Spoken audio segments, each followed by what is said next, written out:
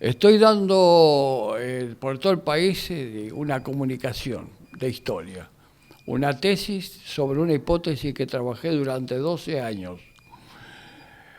La charla se denomina La historia que ilumina el camino hacia la reorganización nacional. Y previamente siempre doy una introducción historiográfica sobre un libro que escribí en algún momento sobre Fernanda Isabel Aguirre. Parto de una definición de historia no muy conocida. La historia es el análisis de las relaciones que existen entre los hechos y la dinámica de las estructuras.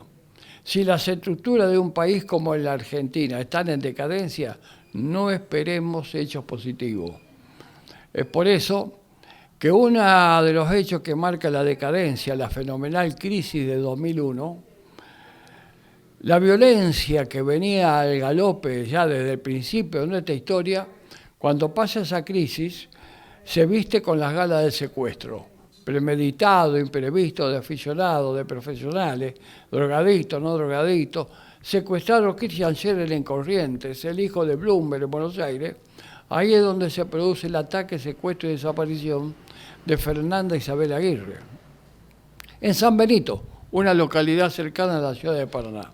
La particularidad de este caso es que el hecho no lo comete un delincuente común, lo comete un psicópata que estaba preso por la muerte de 2 mujeres a quien había asesinado de una manera totalmente aberrante. El libro tiene como subtítulo El colmo de la injusticia, y la injusticia arranca desde ahí, desde este juez que le permitió la salida sociofamiliar a un psicópata, ¿no es cierto?, cuando la realidad aconsejaba que no lo tenía que dejar salir. La cuestión es que Fernanda todavía sigue desaparecida. Y lamentablemente, ¿por qué sigue desaparecida? Una composición de tiempo y lugar totalmente negativa en su momento, que hizo que este caso no se resolviera todavía. Y para colmo, es producto de un delito, no es una desaparición que se hizo por arte de magia, ¿vio? Es producto de un delito, de un secuestro extorsivo. Miguel Ángel Encina, un psicópata que solamente atacaba a mujeres, un territorial que toda su fechoría lo cometió en su territorio, un primario que anteponía su instinto a la razón. Lamentablemente, la justicia, en tomar la voz, dámela a mí, entre la justicia federal y la justicia civil, hizo perder un tiempo fenomenal, lo que le dio lugar a los implicados a elaborar sus estrategias, que después, bien defendido, que tiene como corolario que hoy están todos libres, y el caso Fernanda sin resolverse lamentablemente. En base a esto, usted hizo una tesis también para el combate por la reorganización. Exactamente, exactamente. Combate por la reorganización contiene una lucha que debemos librar los argentinos en el campo de la democracia, con los fusiles de la palabra y los cañones del entendimiento, para iniciar un camino hacia una reorganización nacional, porque estamos retrocediendo los argentinos, porque estamos involucionando los argentinos, y la historia universal es muy clara. Todo lo que involuciona va derecho hacia su desaparición. Para ese camino hay un paso previo, un gran acuerdo nacional y multisectorial, donde se fijen los puntos básicos para iniciar ese camino. Este libro, que contiene esa tesis, también contiene 7 puntos básicos que a la luz de la historia no pueden faltar. 2 de carácter político, 3 de carácter social y 2 de carácter económico. No pueden faltar.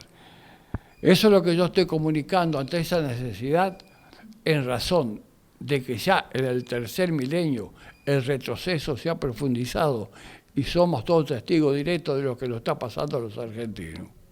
Dijo que está dando las charlas en todo el país, ha estado por otras provincias. ¿Cómo va este viaje llevando esta tesis? Bueno, yo empecé a trabajar la hipótesis en el año 2008 y me llevó hasta el 2020. Primero, la Revolución de Mayo y el por qué estamos como estamos. Tomando ese hecho, detecté el problema. ¿Dónde estaba el problema? ¿Está en el espacio o en la sociedad? El espacio fabuloso y generoso que tenemos los argentinos, desde el norte selvático al sur antártico, pasando por todos los verdes, las tierras, los climas, con una capacidad de producción que no lo tiene ningún país en el mundo, con un riquísimo subsuelo y un mar que tiene la capacidad de darle a comer pulpito a todo el pueblo de la nación argentina. Es decir, que en el espacio el problema no está, el problema está en la sociedad. ¿Cuál es el problema? La ausencia de contenido-nación. Si por nación entendemos al conjunto de individuos que al margen de lo jurídico se encuentran unidos por vínculos naturales de lengua, política, economía, cultura y religión. Nada que ver con el Estado-nación, que sí tiene carácter político. Nación, alma de la sociedad, lo que tienen los pueblos que nosotros admiramos y que imitamos en lo que no tenemos que imitar, lamentablemente. Esa es esa ausencia que nos sumerge en una crisis estructural y moral. Y para solucionar una crisis estructural y moral, la solución tiene que ser también estructural y moral, para nada coyuntural, porque lo coyuntural se convierte en un remiendo. Eso, digamos, detectado el problema. ¿Quién nos quiso solucionar el problema del siglo XIX? Justo José de Urquiza.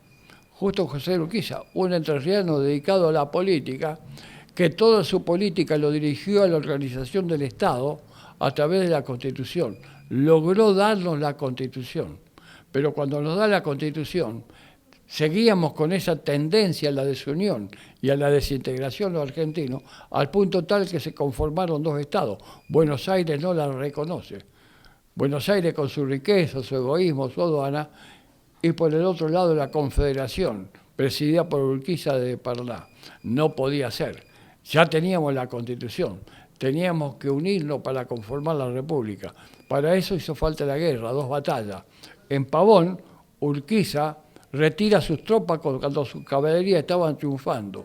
Una medida política para que gane Buenos Aires y a partir de ahí Buenos Aires se adhiera, se conforme la República. Lógicamente que Urquiza fue mal visto inmediatamente, ahí hasta por el periodismo. Se fue de la batalla porque estaba enfermo, decía. Se fue de la batalla porque se lo ordenó la masonería. Se fue de la batalla para pasar una factura a Santiago Derqui. Lo cierto es que dice que me fui de la batalla porque una victoria mía hubiese significado la perpetuidad de la guerra.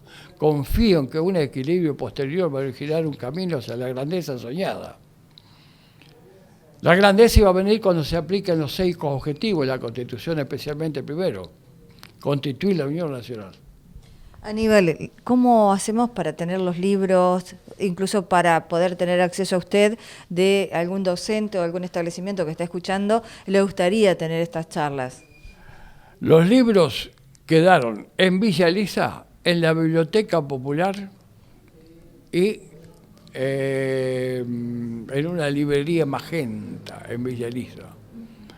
En San José, en la Biblioteca Popular y en una biblioteca nueva que se llama Sabía que vendrías, recientemente inaugurada, y espero que la sociedad de San José, que son súper inteligentes, lo apoyen a esa librería de libros que se la jugaron para ponerla, ¿no es cierto?, tanto socialmente como económicamente y culturalmente, por supuesto.